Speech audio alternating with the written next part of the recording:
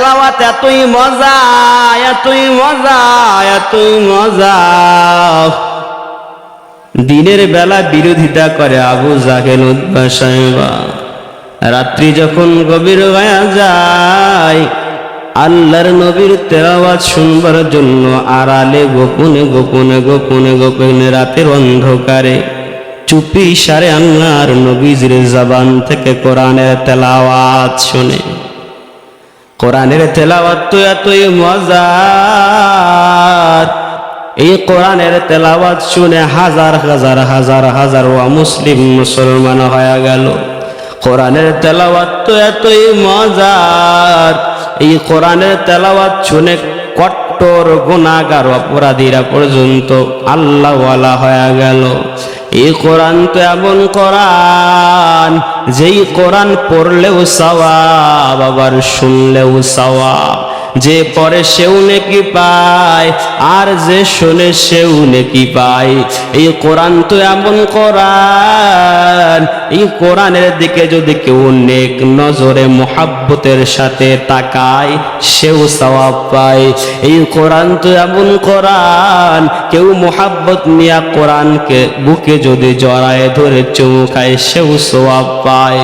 এই কোরআন তো এমন কোরআন, এই কোরআন যে মুখস্থ করে কোরআনের হাফেজ, ওই কোরআনের ধারক বাহক কোরআনের হাফেজ, কোরআন মুখস্থ করবার কারণে ওই হাফেজকে যে সম্মান করে সেও সওয়াব পায়, ওই হাফেজ সাহেবকে যে মুহাব্বত করে সেও সওয়াব পায়। আল্লাহ রাব্বুল আলামিন বলেন, এই কোরআন তো এমন কোরআন, এই কোরআন দুনিয়ার অন্যান্য গ্রন্থের মতো না, এই কিতাব দুনিয়ার মানুষের বানানো কোনো বইয়ের মতো না। দুনিয়ার মানুষ তো কোনো বই লিখিত আকারে যখন প্রকাশ করে, তখন ওই বইয়ের শুরুতে ভূমিকায় লিখে দেয়, আমার এই বইয়ে যদি কারো চোখে কোনো ভুল ত্রুটি ধরা পড়ে আমাকে জানাই দিলে পরবর্তী সংস্করণে আমরা শুদ্ধ করে নেব, ভুলটা শুধরিয়ে নেব। কিন্তু আল্লাহ তাআলা জানায় দেন, এই কোরআন এমন কোরআন, এই কোরআনের মধ্যে বিন্দু মাত্র কোনো ভুল নাই, সংশয় নাই, সন্দেহ নাই। আল্লাহ রাব্বুল আলামিন বলেন, ওরে গোলাম, এই কোরআন তো এমন কোরআন, যালিকাল কিতাব লা রাইবা ফীহি হুদাল লিল মুত্তাকিন।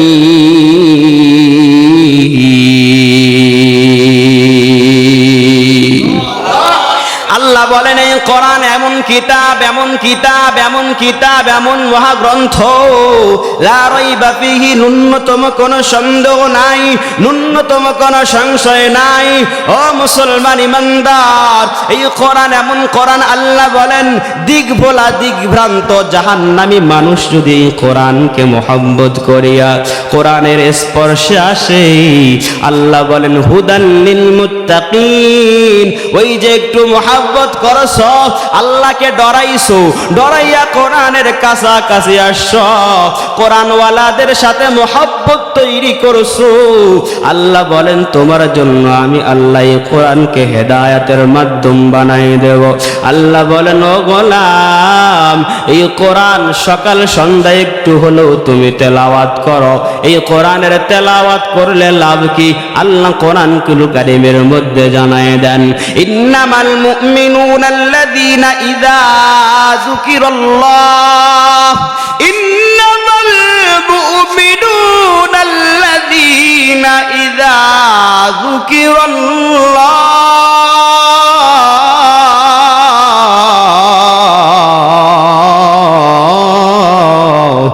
আল্লাহ রব্বুল আলামিন বলেন, যখন কোন মুমিন আল্লাহ রব্বুল আলামিনকে স্মরণ করে, আল্লাহ রব্বুল আলামিন বলেন তার ঈমান আমি আল্লাহ রব্বুল আলামিন বাড়িয়ে দেই। শুধু তাই নয়, যে কোরআনের কথা এতক্ষণ যাবত বললাম এবং তেলাওয়াত করলাম, আল্লাহ বলেন, ওয়া ইযা তুলিয়াত আলাইহিম আয়াতুহু যাদাতহুম ঈমানা। আল্লাহ বলেন, এই কোরআনুল কারীমের যদি কেউ তেলাওয়াত করে, ওই বান্দার ঈমান আমি আল্লাহ বাড়িয়ে দেই। এজন্য কোরআনের তেলাওয়াত ঘরে ঘরে দরকার। আজকে সকালবেলা হয় ঘুম থেকে ওঠে না, কোরআনের কোনো খবর নাই, দিনের কোনো খবর নাই। আল্লাহর নবীর প্রতি যদি মুহাব্বত থাকতো, সকালবেলা ঘুম থেকে উঠবার পর দুনিয়ার সব কাজ করবার আগে অন্তত কোরআনটাকে ছুঁয়ে দেখতো। ওই ঘরের মধ্যে যেই তাক আছে, ঘরের মধ্যে ওই শুকনা কাঠের তাকের মধ্যে কোরআন রেখে দিছে, 6 মাস হয়ে যায়, বছর হয়ে যায়, যুগ চলে যায়, কিন্তু কোরআনকে স্পর্শ পর্যন্ত করে না। কোরআনের উপর ময়লা জমে গেছি, কোরআনকে দেখারও সময় পায় না। এরকম মুসলমানের সমাজে অভাব নাই। হাজার মুসলমান পাইবেন কোরআন পড়তে পারে না তো পারে না, সন্তানকেও যে শেখাবে সেই চিন্তাও করে না, আছে না নাই? এই কোরআন কিয়ামতের দিন আল্লাহর সামনে কোরআনুল কারীম অভিযোগ দায়ের করবে, আল্লাহ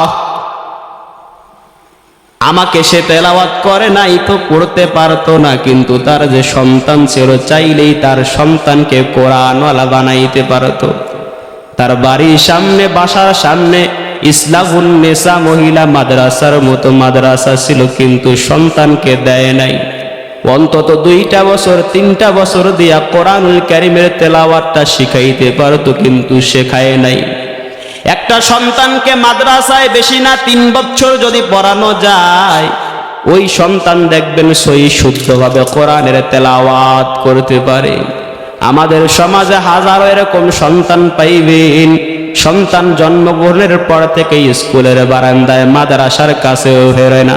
চাইলে এই সন্তানকে 3টা বছর ইসলাহুন নেসা মহিলা মাদ্রাসার মতো মাদ্রাসাগুলোতে দিয়া কোরআনুল কারীমের তেলাওয়াত শিখাইয়া এরপরে চাইলেই স্কুলে দেওয়া যাইতো, বিন্দু মাত্র কোনো সমস্যা হইতো না।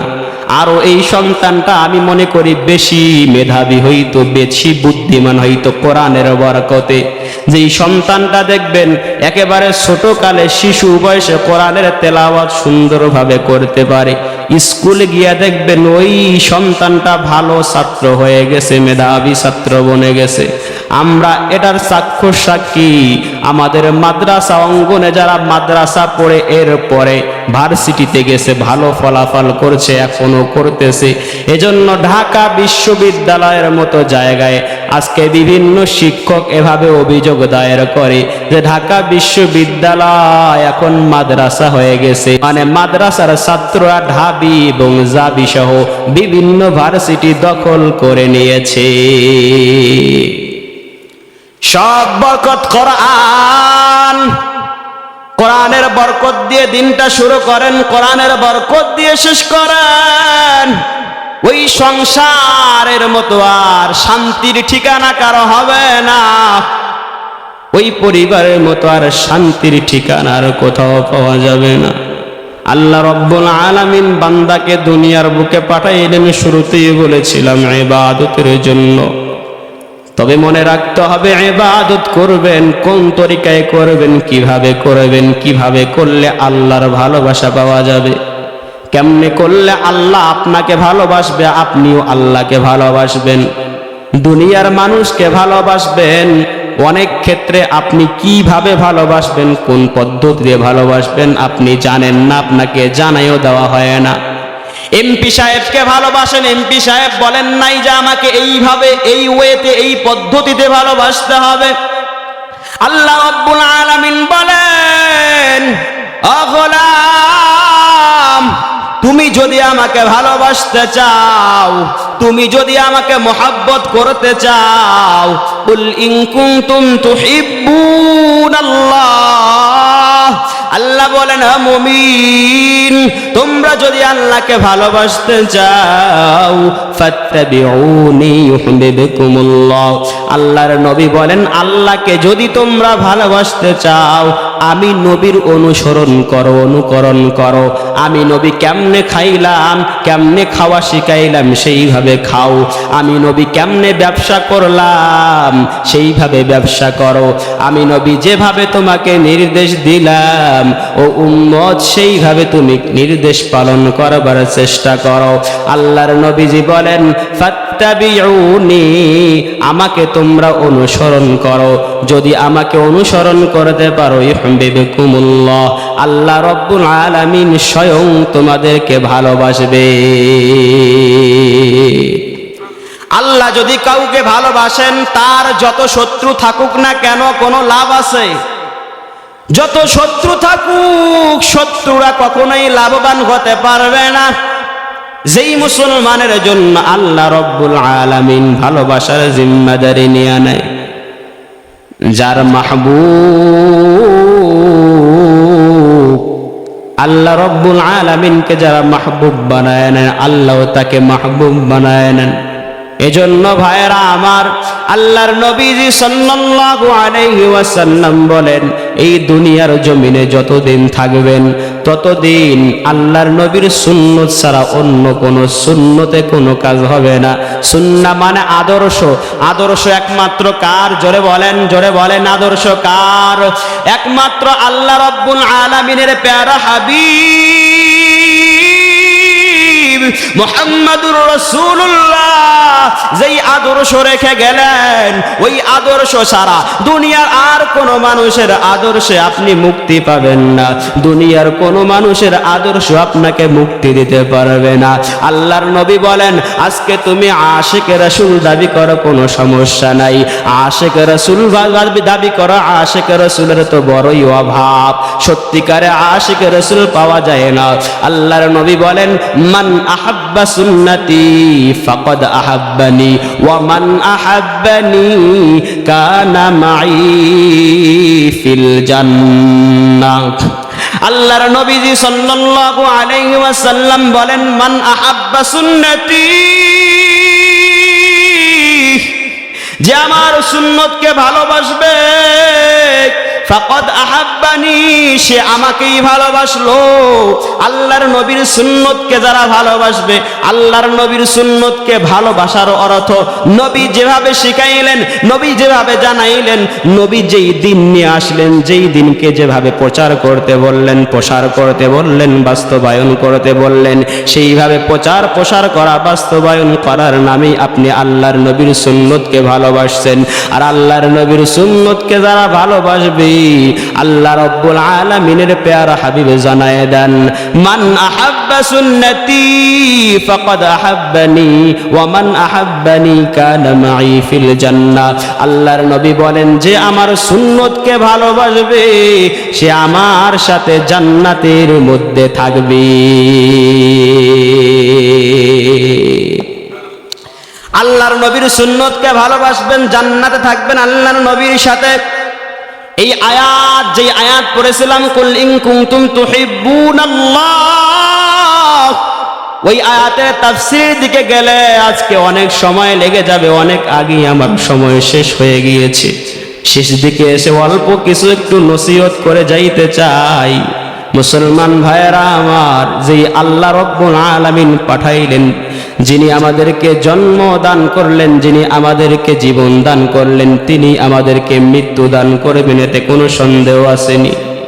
50 বছর পিছনের কথা একটু কল্পনা করেন, চক্ষু দুইটা বন্ধ করে একটু ভাবনা করেন, কল্পনা করে দেখেন 50 বছর আগে এই পৃথিবীর অবস্থা কেমন ছিল। 100 বছর আগে আপনার অবস্থান কই ছিল। চক্ষু দুইটা 1 মিনিটের জন্য একটু বন্ধ করবেন, অনুরোধ করছি বন্ধ করেন। চক্ষু দুইটা 1 মিনিটের জন্য একটু বন্ধ করে অনুধাবন করেন, উপলব্ধি করেন 100 বছর আগে আপনার অবস্থান কই ছিল। 100 বছর পরে আপনার অস্তিত্ব কোথায় থাকবে? 100 বছর আগে আপনার অস্তিত্ব কোথায় ছিল? 100 বছর পর আপনার অস্তিত্ব কি হবে? ও ভাই আমার, এই যে চক্ষু দুইটা যারা বন্ধ করলেন, চক্ষু বন্ধ করার পর শুধু সামনে অন্ধকার দেখা যায়, কাউকেই দেখা যায় না। কে বক্তা সাহেব, কে শ্রোতা সাহেব, কে ডানে, কে বামে, কে সামনে, কে পিছনে, কাউকে দেখা যায় না, কাউকেই দেখা যায় না। কিন্তু কিছুক্ষণ পর আবার হয়তো চক্ষু দুইটা খুলতে পারবেন, খোলার সম্ভাবনা আছে, খুলতে পারবেন এবং দেখতেও পারবেন। কিন্তু এমন একটা দিন আসবে যেই দিন চক্ষু দুইটা চিরতরে বন্ধ হয়ে যাইবে রে আব্বাজারেরা।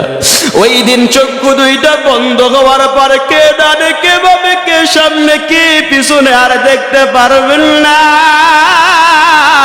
ওই দিন চিরতরে চক্ষু দুইটা বন্ধ হয়ে যাবে, মালাকুল মউত আপনার শিওরে হাজির। আপনি চিৎকার করে আম্মাকে ডাক দিবেন, আম্মু কই? আপনি চিৎকার করে ডাক দিবে আপনার সন্তানকে, সন্তান কই? রাতের অন্ধকারে আজরাইল আপনার শিওরের সামনে হাজির হয়ে গেল, আপনার রূহটা বের করে নিল। আপনি হাত নাড়াইতে পারবেন না, পা নাড়াইতে পারবেন না, কথাও বলতে পারবেন না, চিৎকার করতে পারবেন না। ফজরের আজান হয়ে গেল। প্রতিদিন ফজরের আজান হওয়ার পর বিছানায় আপনি থাকেন না, বরং বিছানা থেকে উঠে উজুটা বানাইয়া মসজিদের মধ্যে যান।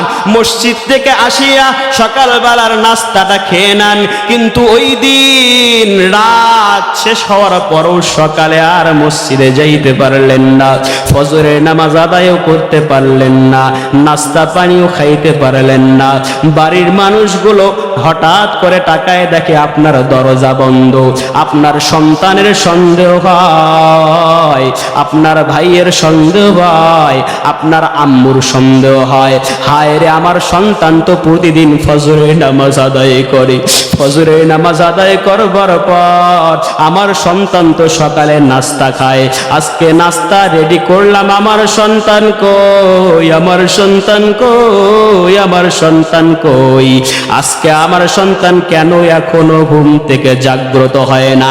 আপনার কলিজার টুকরা জনম দুকুনি আম্মাজান দৌড়ে আইসা আপনার দরজার মধ্যে আঘাত করবে আর বলবে, ওই আব্দুল্লাহ কই? উঠরে বাবা, এখনো কি তো সময় হয় না? আজকে এত তোমার ঘুম গভীর, তুমি কি আজ নাস্তা পানি করবে না রে বাবা? সূর্যটা উঠে গেছে, রোদ উঠে গেছে, তুমি কি আজকে নাস্তা করবা না? কিন্তু ভেতর থেকে সাড়া দেওয়ার মতো আপনার আর তো কোনো শক্তি নাই। আপনি একেবারে নিথর দেহ কি বিচারের মধ্যে আপনার পড়ে থাকবে। আপনার মা চিৎকার মারবে, হায় আমার সন্তানের বুঝি বড়ই বিপদ। আপনার মা দৌড়াদৌড়ি করবে, আপনার কলিজার টুকরা সন্তানকে ফোন দিবে, সন্তান কই? ঢাকাতে আসস, আর দেরি করিস না, তোর আব্বাজান ঘর থেকে সাড়া দেয় না, ঘর থেকে সাড়া দেয় না। আপনার জনম দুখুনি আম্মাজান পাশের বাড়িওয়ালাদেরকে ডাকবে, পাশের মহিলাদেরকে ডাকবে, গ্রামের মানুষগুলোকে ডাকবে আর বলবে, আসো আমার কলিজার সোনামণিটা তো এখনো ঘুম থেকে ওঠে না, একটু দেখো তো। দরজাটা ভাঙ্গিয়া দেখবে আপনার লাশ ওই বিছানার মধ্যে টান টান হয়ে পড়ে আছে। আপনার আম্মাজান দৌড়ে যায় আপনাকে জড়ায় ধরে আব্বু আব্বু বলে কান্না করবি। আপনার কোলের সন্তান ওই শিশু বাচ্চাটা দৌড়ে যাইয়া আব্বু আব্বু বলে কান্না করবে। আপনার স্ত্রী জড়ায় ধইরা স্বামী স্বামী বলে কান্না করবে। ও পর্দার অন্তরালে আম্মা জানেরা, যেই ঘরে লাল শাড়ি পরে তুমি আসছ, যেই ঘরে গহনা দিয়ে তুমি আসছ,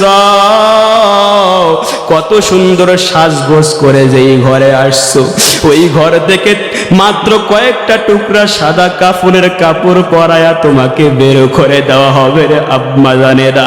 ও পর্দার অন্তরালের বোনেরা, তোমরা একটু অনুধাবন করো, তোমার যেই সন্তান ছাড়া তুমি একটা মুহূর্ত টিকতে পারো না, যেই সন্তান ছাড়া তোমার একটা ঘন্টা আড়ালে পাহাড়ে থাকতে বড় কষ্ট হয়, যেই সন্তান ছাড়া তোমার বাড়িতে থাকতে বড়ই কষ্ট হয়, ওই সন্তান সেই দিন আর তোমাকে ঘরে জায়গা দিবে না। মসজিদের মাইকে এলান, অমুকের পুত্র অমুক নাই, আপনাকে গোসল করাইয়া সাদা কাপড়ের কাপড় পরাইয়া ওই মসজিদের খাটা নিয়ে ওই খাটের মধ্যে শোয়াইয়া অন্ধকার কবরে দাফন। আপনার বন্ধুটা কিছুক্ষণ দাঁড়াইয়া কান্না করবে, আপনার সন্তান কিছুক্ষণ দাঁড়াইয়া কান্না করবে, আপনার ভাই কিছুক্ষণ দাঁড়াইয়া কান্না করবে, কিন্তু সূর্যটা যখন আস্তে আস্তে পশ্চিম দিকে হেলে যাবে, সূর্যটা যখন ডুবে যাবে, আস্তে আস্তে অন্ধকারে নেমে আসবে, আপনার সন্তান আর দাঁড়ায়া থাকবে না রে আম্মা জানেরা, আব্বা জানেরা, আপনার ভাই আর দাঁড়ায় থাকবে না, আপনার বন্ধু আর দাঁড়ায় থাকবে না। অন্ধকার কবরে ডানে মাটি, বামে মাটি, পিছনে মাটি, সামনে মাটি, উপরে পাশের চাটাই, আলো নাই, বাতাস নাই, রাতের বেলা ঝড় শুরু হয়ে গেছে, বৃষ্টি শুরু হয়ে গেছে, ওই আকাশের বৃষ্টির পানিগুলো আপনার কবরে ঢুকে আপনার শরীরটা বরফের মতো ঠান্ডা হয়ে গেল। আপনি বাবা বাবা বইলা চিৎকার করলেন, কেউ শোনে না, আপনি মা মা বইলা চিৎকার করবেন, মাও শুনবে না। আপনি কলিজার টুকরো সন্তানকে ডাক দিবেন, আব্বু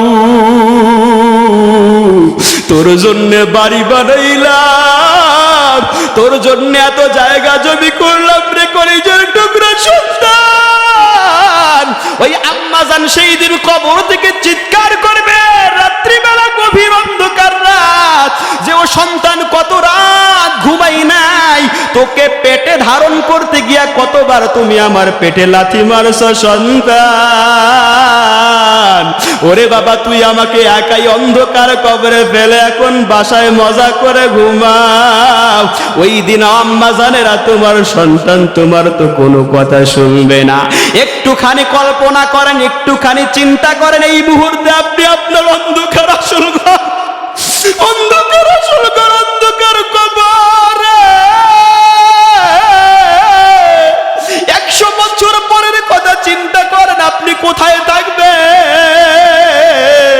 100 বছর পরের কথা একটু চিন্তা করেন, অন্ধকার কবরে থাকবে, আপনার জনম দুঃখনি মা আপনার কাছে থাকবে না। ও পর্দার অন্তরালের আম্মা জানেরা, কোন সন্তানের জন্য আজকে তুমি মায়া করো, কোন সন্তানের জন্য আজকে তুমি নামাজ কাজা করো? ও আব্বা জানেরা, কোন সন্তানের জন্য মাথার ঘাম পায়ে ফেলে নামাজ কাজা করে নামাজ পড়ো না? কোন সন্তানের জন্য গাড়ি বাড়ি বানাও? ওই সন্তান তো তোমার আওয়াজ শুনবে না। তবে হ্যাঁ, সন্তানকে যদি কোরআনের হাফেজ বানায় যাইতে পারো, সন্তানকে যদি কোরআনের আলেম বানায় যাইতে পারো, ওই সন্তান দেখা যাইবে 1 মাস 2 মাস পর তোমার কবরের পাশে গিয়ে সূরা ইয়াসিনের তেলাওয়াত শুরু করে দেবে। ইয়াসিন ওয়াল কুরআনিল হাকীম ইন্নাকা লামিনাল মুরসালিন। কোরআনের তেলাওয়াত যখন আপনার হাফেজ সন্তানটা শুরু করে দেবেন, আল্লাহ রাব্বুল আলামিন বলবেন, ও আযাবের ফেরেশতা থাম, যেই বাবার সন্তান কোরআনের হাফেজ আমার কোরআনের তেলাওয়াত করে ওই কবরে আযাব দিতে পারবে না। ফেরেশতাও থামিয়া যাইবে, কোরআনের বদৌলতে আপনার কবরটা জান্নাতের বাগান হয়ে যাবে। ও আব্বা জানেরা, ও আম্মা জানেরা, এখন থেকেই নিয়ত করি আমাদের যাদের সন্তান আছে, মেয়ে সন্তানগুলোকে ইসলাহুন্নেসা মহিলা মাদ্রাসায় দিয়ে কোরআনুল কারীমের শুদ্ধ তেলাওয়াত যেন করাইতে পারে। ও আব্বা জানেরা, দুনিয়াটা কিছুই না। ও পর্দার অন্তরের আম্মা জানেরা, বোনেরা, দুনিয়াটা কিছুই না, কিছুই না, কিছুই না। এই ওয়াজ শেষ করবার পর ঢাকায় ফিরে যেতে পারবো কিনা গ্যারান্টি নাই। এই তো কয়েক বছর আগে বগুড়ার একজন বক্তা ওয়াজ করতে করতে হার্ট অ্যাটাক করে ইন্তেকাল হয়ে গেল। এই তো গতকালকে একজন আন্তর্জাতিক মানের হাফেজ সাহেব, একেবারে যুবক বয়স, 20-22 বছর বয়স মাত্র, ডেঙ্গু জ্বরে আক্রান্ত হয়ে চিরবিদায় হয়ে গেল। এই তো আপনাদের মাদ্রাসায়, ইসলাহুন্নেসা মহিলা মাদ্রাসায় গত বছর মাহফিল করেছি, যেই শিশু বাচ্চাটা নাকি কোরআনুল কারীমের তেলাওয়াত করেছে, 13 পারা কোরআনের হাফেজা ছিল, তার আব্বাজান এখানে বসে আছে। ওই শিশু সন্তান আজকে বাঁচিয়া নাই, অন্ধকার কবরে। ও আব্বা জানেরা, ও পর্দার অন্তরালের আম্মা জানেরা, আমি আপনি কখন চলে যাব জানা নাই, কখন ডাক পড়ে যাবে, মালাকুল মউত যখন হাজির হয়ে যাবে, একটা মুহূর্ত আমাকে আপনাকে সুযোগ দেওয়া হবে না। এই জন্যই অন্ধকার কবর আসল ঘরে যাওয়ার আগে সবাই পাক্কা নিয়ত করে নেই যে আল্লাহ, দুনিয়াতে বাঁচিয়া থাকা অবস্থায় আমাকে সত্যিকারাতে ইমানদার বানায়া দাও, সত্যিকারাতে আমলদার বানায়া দাও। আমার সন্তানকে আদর্শ সন্তান হিসেবে কবুল করে নাও। আমার সন্তানকে ইসলাহুন্নেসা মহিলা মাদ্রাসায় দিয়ে কোরআনের হাফেজা বানাবার তৌফিক দিয়ে দাও।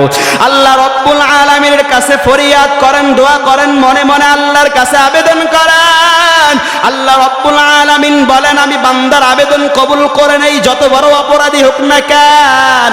আল্লাহ রব্বুল আলামিন বলেন, কুল ইয়া ইবাদিয়াল্লাযীনা আসরাফু আলা আনফুসিহিম লা তাকনাতু মির রাহমাতিল্লাহ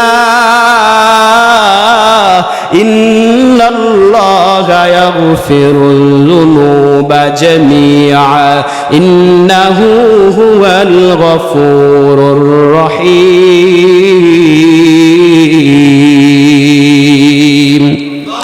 এ জীবনে না করিলাম বন্দেগি, এ জীবনে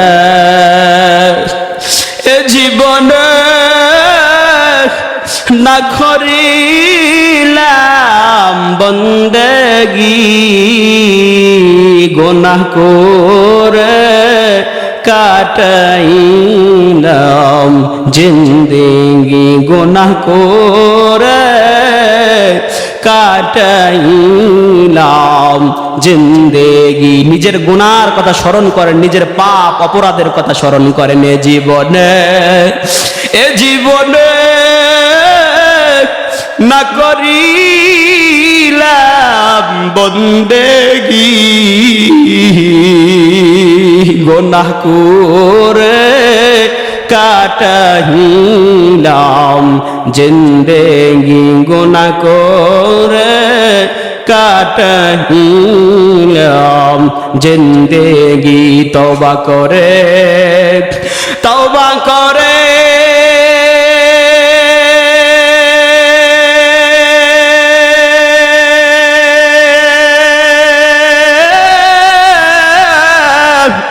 আবার তওবা ভাঙ্গিলাম, তওবা করি আবার তওবা ভাঙ্গিলাম, অবশেষে খাঁটি তওবা করিলাম। আদর কর, আদর কর রিয়া মানুষ বানায়া, কেমনে দিবা জাহান্নামে ফালাইয়া, কেমনে দিবা জাহান্নামে ফালাইয়া। তুমি যদি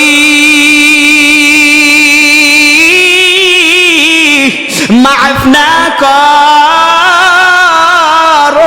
আল্লাহ বান্দারে, তুমি যদি মাফ না করো আল্লাহ বান্দারে তুমি বিনে বান্দা যাবে বলো কার কাছে, তুমি বিনে বান্দা যাবে বলো কার কাছে। আল্লাহ রাব্বুল আলামিন বলেন, যত বড় গুনাহগার হও, যত বড় পাপী হও, যত বড় অপরাধী হও, হতাশ হইও না, আল্লাহর রহমত থেকে নিরাশ হয়ে যাইও না রে বান্দা। আল্লাহ বলেন, কুল ইয়া ইবাদিয়াল্লাযীনা আসরাফু আলা আনফুসিকুম, আল্লাহর নবীকে জানায় দেন, ও নবী আপনার হতাশাগ্রস্ত উম্মতদেরকে জানায় দেন, যত বড় অপরাধী হোক আমি রাব্বে কারিমের রহমত থেকে যেন নিরাশ হয়ে না যায়। আমি রহমান, আমি তো রহিম।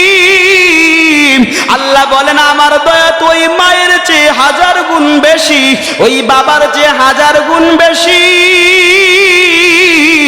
একজন মা, একজন সন্তান অপরাধ করবার পরে বাড়ি থেকে বের করে দেয়, যখন সন্ধ্যা হয়ে যায়, বিকেল হয়ে যায়, আস্তে আস্তে আস্তে আস্তে অন্ধকার নেমে আসে, মা বাড়িতে বসে থাকে না, সন্তানের মায়া মায়ের দিলে উথলায়া উঠি, মা বাড়ির ঘর থেকে দরজা দিয়ে বের হয়ে দৌড়ায়, আর গ্রামের মানুষকে বলে, আমার সন্তানকে কি কেউ দেখছো? সকালবেলা একটু রাগ করে বলেছিলাম বাড়ি থেকে বের হয়ে যাও, আমার সন্তান এখনো বাড়িতে আসে নাই। আমি তো মা, ওই মা, আমি তো মা, ওই মা, ওই সন্তানকে পেটে নেওয়ার কারণে কত রাত ঘুমাইতে পারি নাই, কত রাত বিছানা, ভেজা বিছানার মধ্যে ঘুমাইছি। মা এইভাবে চিৎকার করে আর সন্তানকে খুঁজিয়া খুঁজিয়া বেড়ায়। এই তো পরশুদিন, গতকালকে পরশুদিন সোশ্যাল মিডিয়ায় একটা ভিডিও ভাইরাল হয়ে গেছে, একজন মাকে একটা সন্তান আঘাত করেছে, গ্রাম্য সালিশ হয়ে গেল, গ্রামের মানুষরা গোল হয়ে বসছে আর সন্তানের বিচার করতেছে, মাকে দাঁড় করায় রাখছে, মা সন্তানের বিচার দেখছে, সন্তান মাকে মারবার কারণে মা সন্তানের বিচার হচ্ছে।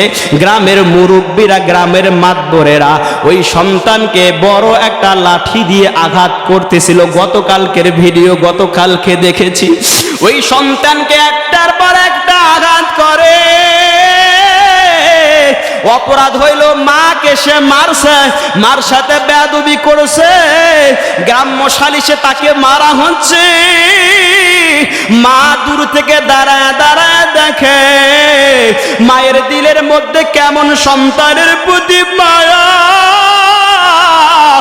মায়ের দিলের মধ্যে সন্তানের প্রতি কেমন মহাব্বত, ওই পর্দার অন্তরালের মায়েরা বুঝবে। ওই মা দাঁড়ায় দাঁড়ায় কয়েকটা বাড়ি দেওয়ার পরে, কয়েকটা আঘাত দেওয়ার পরে, ওই মা দাঁড়ায় দাঁড়ায় দেখতে পারে না। আমি নিজের চোখে দেখে চোখের পানি আটকাইতে পারি নাই। মা দৌড়ায় আইসা ওই লাঠির সামনে নিজে দাঁড়ায় গেছে আর মাতবর সাহেবকে বলে, আর মারবিল্লা, আমার কলিজার টুকরা সন্তান না বুঝিয়া আমার শরীরে আঘাত করেছে। আমার সন্তানের শরীরে যখন আপনি আঘাত করেন, কেমন জানি আমার কলিজার টুকরা এই ছেলে সন্তানের উপর আঘাত না করে আমি মায়ের উপর আঘাত করছি। আমার সন্তান তো ব্যথা পায় না, বরং আমি মায়ে ব্যথা পাই। আমার সন্তানকে আর আঘাত করবেন না। মাও কান্দে, ছেলেও কান্না করে, ছেলে মাকে জড়ায় ধরছি, মাও ছেলেকে জড়ায় ধরে কান্না করে। আল্লাহ রব্বুল আলামিন বলে, বান্দা ওই মায়ের চেয়ে আমি আল্লাহ যে 1000 গুণ, আমি আল্লাহর দয়া বেশি। ও বান্দা তুমি কি জানো না আমি আল্লাহ রহমান? এত পরিমাণ গুনাহ করবার তোর বাতাস বন্ধ করি নাই, তোর খাবার বন্ধ করি নাই, তোর হাঁটা চলা বন্ধ করি নাই, তোর পা নাড়ানোর ক্ষমতা বন্ধ করি নাই, তোর হাত নাড়ানোর ক্ষমতা বন্ধ করি নাই, তোর জবান বন্ধ করি নাই। ওই জবানে এত পরিমাণ পাপ করেছো, ওই মুখ দিয়ে এত পরিমাণ পাপ করেছো, ওই চোখ দিয়ে এত পরিমাণ তুমি পাপ করেছো, এরপরও তোর আমি চোখ বন্ধ করে দেই নাই, তোর আমি জবান বন্ধ করি নাই। আমি আল্লাহ তো এত পরিমাণ দয়ার সাগর, আমি আল্লাহ বারবার বারবার তোর দিকে চেয়ে থাকি আর অপেক্ষা করে, হায় আমার অবুঝ বান্দার কখন বুঝ আসবে আর দিনের দিকে ফিরে আসবে, সঠিক পথে ফিরে আসবে। ও বান্দা আয় আয় আয় আয় আয়, আমার রহমতের কোলে আয়। ও বান্দা তোর মাকে একবার মা বলে ডাক দিলে তোর মা পিছনের সব অপরাধগুলো ভুলে যায়। তোর মাকে একবার মা বলে ডাক দিলে পিছনের সব কষ্ট দুঃখ ভুলে যায়। ও বান্দা তোর মা তো তোরে কয়েকদিন, কয়েক মাস, কয়েক বছর লালন পালন করবার কারণে তোর মায়ের প্রতি তোর এত দরদ এবং তোর মায়ের তোর প্রতি এত দরদ। আমি আল্লাহ তোরে যে এত সুন্দর করে বানাইলাম, ওরে বান্দা তোরে তো জাহান্নামে দেওয়ার জন্য বানাই নাই, তোরে তো জাহান্নামে দেওয়ার জন্য আমি আল্লাহ তো আদর করে তোরে তৈরি করি নাই। লাকাদ খলাকনাল ইনসান ফি আহসানি তাকওয়িম, আল্লাহ বলেন আমি আমার বান্দাকে অনেক সুন্দর করে বানাইলাম, অনেক আদর করে বানাইলাম, অনেক যত্ন করে বানাইলাম, অনেক মহব্বত নিয়ে বানাইলাম। আমি তো আমার বান্দাকে জাহান্নামে দেওয়ার জন্য বানাই নাই, বানাই নাই, বানাই নাই। ভাইরা আমার বারবার আল্লাহ ডাক দিয়া বলে, ও বান্দা এইদিকে আয়, রহমতের কোলে আয়, এখনো সময় আছে, ফিরিয়ে আয়। এজন্য এখন ওই যাদের সুযোগ আছে তওবা করে নেন, মালাকুল মাউত আসলে আর সুযোগ থাকবে না। আমার আল্লাহকে জানায় দেন, আল্লাহ আর নামাজ কাজা করব না, 5 ওয়াক্ত নামাজ সময় মতো পড়ব, রমজানের 30টা রোজা রাখব, হজ ফরজ হলে হজ আদায় করব, যাকাত ওয়াজিব হলে যাকাত আদায় করব, মানুষকে ধোঁকা দেব না, প্রতারণা করব না, সদা সদা সত্য কথা বলবো, আমার সন্তানকে সুসন্তান হিসেবে তৈরি করব।